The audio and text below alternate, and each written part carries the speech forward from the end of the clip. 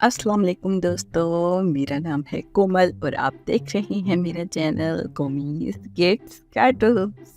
प्यारे दोस्तों, क्या हाल है आपका? उम्मीद है आप सब लोग खैरियत से होंगे।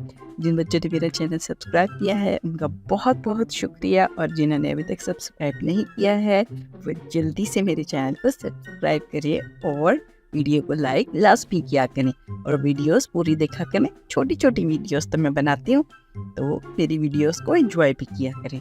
चलें, आज हम एक मज़ेदार सी पोएम सीखते हैं। चू चू चू चू चा चा, घड़ी में चूहा नाचा, घड़ी ने एक बजाया, चूहा नीचे आया। आज चूहे की शादी है, मुझे बुलावा आया है।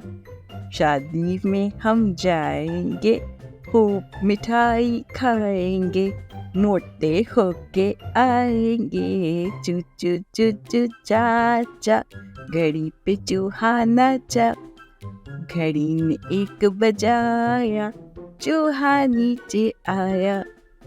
आज चूहे की शादी है, मुझे बुलावा आया है।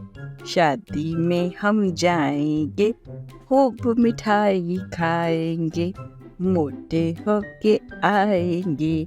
चू चू चू चू चाचा, घड़ी पे चूहा नाचा। तो प्यारे दोस्तों, कैसी लगी मेरी पोएम? मज़ेदार थी ना?